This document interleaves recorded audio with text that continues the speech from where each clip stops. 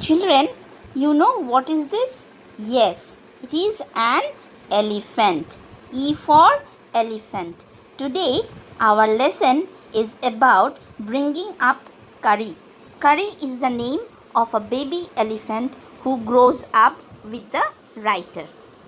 Curry the elephant was 5 months old when he was given to me to take care of. मतलब करी को लेखक को दिया गया था जब वो 5 साल था. I was 9 years old and I could reach his back if I stood on my tiptoe. और अगर वो अपने पैरों के उंगलियों के सहारे खड़े होते थे तो वो करी के पीठ तक पहुंच पाते थे. He seemed to remain that high for nearly 2 years. और वो उतने हाइट का रहा 2 सालों तक. We grew together. That is probably why I never found out just how tall he was. और इसीलिए उन लोगों को लेखक को कभी ये महसूस नहीं हुआ कि करी कितना लंबा हो रहा था. He lived in a pavilion under a thatched roof which rested on thick tree stumps so that it could not fall in when Curry bumped against the poles as he moved about. करी घर के बाहर आंगन में रहता था, एक छत के अंदर, जो कि मोटे मोटे पैरों के तने से बने हुए थे. और वो इसलिए बना हुआ था ताकि अगर करी जो है वो इधर उधर घूमता है और उस पोल से टकरा भी जाता है तो वो उसका छत गिर नहीं जाए. क्योंकि हाथी जो है, elephants are very strong. You all know that, isn't it? One of the first thing Curry did was to save the life of a boy. Curry did not eat much, but he nevertheless needed 40 pounds of twig a day to chew and play with. सबसे पहला काम जो करी ने किया था, अच्छा काम, वो था एक लड़के का जीवन उसने बचाया था. और दूसरी बात यह है कि करी को जो है एक दिन में कम से कम 40 पाउंड ट्विग्स चाहिए, तने चाहिए, ताकि वो खा भी सके और उससे वो खेल भी सके. Every day I used to take him to the river in the morning for his bath. He would lie down on the sandbank while I rubbed him with the clean sand of the river for hours. हर दिन सुबह लेखक करी को नदी में नहाने के लिए ले जाता था. वहाँ करी जो है वो ज़मीन पर लेट जाता था बालू के ऊपर, और उसी बालू से लेखक उसके सारे बॉडी को बढ़िया से रब कर देता था, मल देता था. After that he would lie in the water for long time. और उसके बाद वो नदी के पानी में चला जाता था और वहीं पानी के अंदर बहुत देर तक सोया रहता था. On coming out his skin would be shining like ebony and he would squeal with pleasure as I rubbed water down his back. और जब वो वहाँ से निकल के आता था पानी से, उसका स्किन जो है, उसका बॉडी का जो चमड़ा है वो बिल्कुल शाइन करता रहता था इबोनी के तरह, और वो आनंद से चिल्लाता और खुशी मनाता. Then I would take him by the ear because that is the easiest way to hold an elephant and leave him on the edge of the jungle while I went into the forest to get some luscious twigs for his dinner. और उसके बाद लेखक कान पकड़ के, जो कि सबसे आसान तरीका था, कान पकड़ के करी को जंगल के एक छोर में छोड़ देता था और लेखक करी के लिए रसीले ट्विग्स लाने जाता था ताकि वो रात का भोजन उसी से कर पाए. One has to have a very sharp hatchet to cut down these twigs. उसके लिए बहुत धार वाला चाकू चाहिए ताकि वो ट्विग जब वो काटा जाए तो वो खराब नहीं हो जाए. It takes an hour to sharpen the hatch because if the twigs is mutilated, an elephant would not touch it. अगर खराब twigs आप लाके एलिफेंट को दे दोगे तो उसको छुएगा भी नहीं, उसको खाएगा भी नहीं. और इसलिए जो हैच होता है, जो काटने वाला औजार है, वो बहुत शार्प होना ज़रूरी है. It was not an easy job to get twigs and saplings for Curry. और ये कोई आसान काम नहीं था. I had to climb all kinds of trees to get the most delicate and tender twigs. लेखक को बहुत पेड़ पर चढ़ना पड़ता था और ऊंचे पेड़ों पर चढ़ना पड़ता था ताकि वो कड़ी के लिए स्वादिष्ट और नरम नरम ट्विग्स जो है काट के तना है ना काट के लेकर आ पाए. As he was very fond of young branches of the banyan tree which grows like a cathedral of leaves and branches. कड़ी को बैनियन ट्री के जो एकदम ऊपर के जो हरा हरा तना होता है वही कड़ी को बहुत पसंद होता था.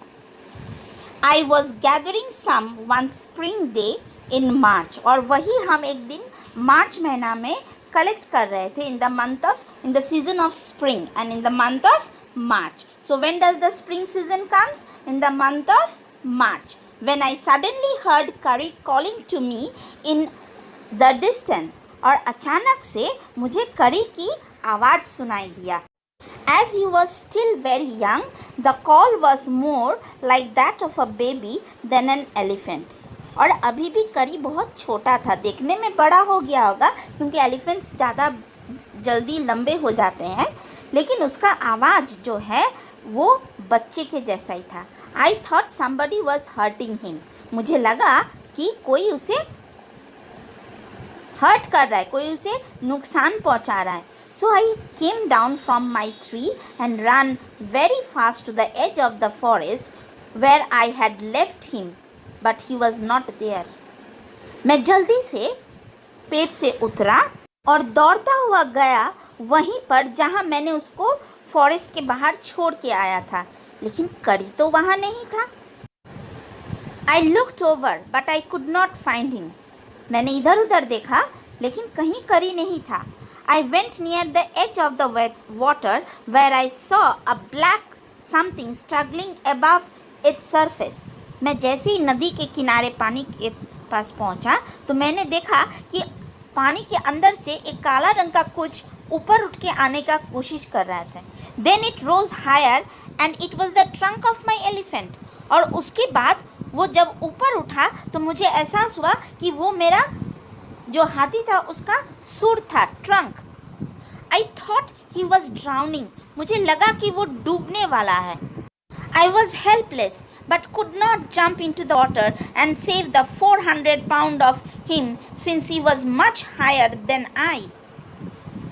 मैं बहुत निराश हो गया क्योंकि मुझ में इतना क्षमता नहीं था कि मैं पानी में कूद जाऊं और 400 किलो पाउंड के वो हाथी को मैं बाहर निकाल के लाऊं. But I saw his back rise above the water and the moment he caught my eye, he began to trumpet and struggle up to the shore. और कुछ ही देर में मैंने देखा कि वो खड़ा हो रहा था और जैसे ही उसकी नज़र मेरे तरफ पड़ी तो वो दौड़ता हुआ और पैर पटकते हुए किनारे तक आने का कोशिश किया. Then still trumpeting, he pushed me into the water and as I fell into the stream, I saw a boy lying flat on the bottom of the river. और उसके बाद करी ने मुझे धक्का देकर नदी में गिरा दिया और नदी में गिरते ही मैंने देखा कि नदी के एकदम नीचे में एक लड़का लेटा हुआ था. He had not altogether touched bottom but was somewhat floating. वो पूरी तरह से नीचे नहीं गया था, वो आधा ऊपर में तैर रहा था. I came to the surface of the water to take my breath. मैं फिर से पानी से ऊपर आया सांस लेने के लिए. And there Curry was standing, his feet planted in the sandbank and his trunk stretched out like a hand waiting for mine. और मैंने वहाँ देखा कि करी जो है पूरा एकदम पैर जमा कर तट पर खड़ा था और उसका जो ट्रंक था, सूर वो बढ़ाया हुआ था मदद देने के लिए. And I dived down again and pulled the body of the drowning boy to the surface. मैं फिर से पानी के अंदर कूदा और कोशिश किया कि उस डूबे हुए लड़के को ऊपर तक लाने के लिए. But not being a good swimmer, I could not swim ashore and the slow current was already dragging me down. मैं बहुत अच्छा तैराकू नहीं था मुझे स्विमिंग नहीं आता था उसको, उस लड़के को। तो इसीलिए उसने क्या किया, उसका नदी का जो करंट है वो उसको खींचते हुए ले जा रहा था। वो नाकामयाब रहे उस लड़के को ऊपर लाने में। Seeing us drifting in the current, Kari was usually slow and ponderous, suddenly darted down like a hawk and came halfway into the river. जैसे करी ने देखा कि मैं और वो लड़का डूब रहे थे, तो करी जल्दी से दौड़ता हुआ एक हॉक की तरह नदी के बीचों बीच उतर गया। Where I saw him stretch out his trunk again, और वहाँ उसने अपना सूर फिर आगे बढ़ा दिया। I raised my hand to catch it and it slipped. मैंने एक बार अपना हाथ उठाया उसको पकड़ने के लिए, लेकिन फिसल गया। I found myself going under the water again, but this time I found the water was not very deep. So I sank to the bottom of the river and doubled my feet under me, and then suddenly kicked river bed and shot upward like an arrow. और वहाँ जहाँ पानी कम था वो मैंने देखा, तो मैंने क्या किया, अपने पैर को ज़मीन पर पटका और एक तीर की तरह पानी से ऊपर निकल आया। In spite of the fact that I was holding the drowning boy with my hand, और मेरा हाथ से हमने उस डूबते हुए लड़के को भी पकड़ के रखा था। As my body rose above the water, I felt a lasso around my leg. जैसे ही मेरा शरीर पानी से ऊपर आया, मुझे लगा कि कुछ मेरे गर्दन से एक लैसो जैसा, एक दड़ी जैसा मेरे गर्दन के चारों ओर से लपेट गया। This frightened me. ये मुझे डरा दिया। I thought some water animal was going to swallow me. मुझे लगा कि पानी का कोई जानवर जो है भयानक सा, वो मुझे खा जाने वाला है। I heard Kari squealing and I knew it was his trunk about my neck. He pulled both ashore. और करी ने स्क्विल करता रहा और उसी से मुझे पता चल गया ये कोई जानवर नहीं था, उसका सुर था, और उन्होंने हम दोनों को पानी से बाहर निकाल के लाया। और इस तरह एक छोटा हाथी का बच्चा जो है, देखने में वो बड़ा है, लेकिन फिर भी वो हम दोनों को, उस ड्राउनिंग बॉय को बचाया डूबने से। तो बच्चों, इस तरह से ये पार्ट 1 ऑफ ब्रिंगिंग अप करी comes to an end. Within a very short time, I will be back with the second part. Till then, thank you.